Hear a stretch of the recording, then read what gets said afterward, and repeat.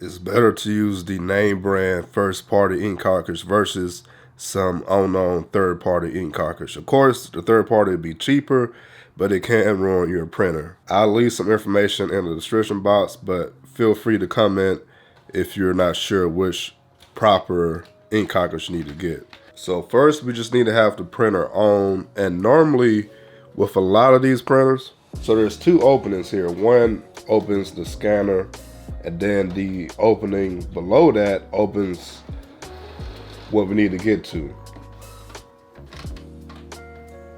All right. So you see, normally when you open this part here, the cartridge head here, or what I like to call the cartridge head, just slides right into place. This should be the case for a lot of us, but just say, for example, if this isn't the case for you. I doubt that you'll have to do this, but just in case, go to your home page, then go to your maintenance option. For maintenance option, go to replace or ink cartridges replacement. And from here you can press start, and that should move your cartridge head to the right position. For a lot of us, we're used to that push in and pop out motion, but this isn't the case for these type of printers. It's a little clip here. It's probably hard to see on camera, but it's a little clip right here. We basically have to push this clip in and pull out. So again, push this clip in, pull it out. It came out a little bit, so now I'm able to grab it. And no matter the color, no matter the ink cartridge, all the steps are the same.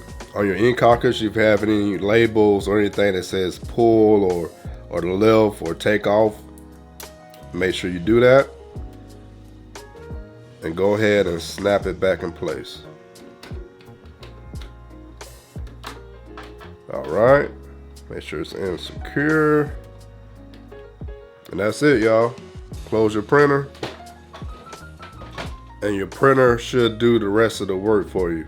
But that's all I got for you. If you have any questions, leave me a comment. Much love to each and every one of you.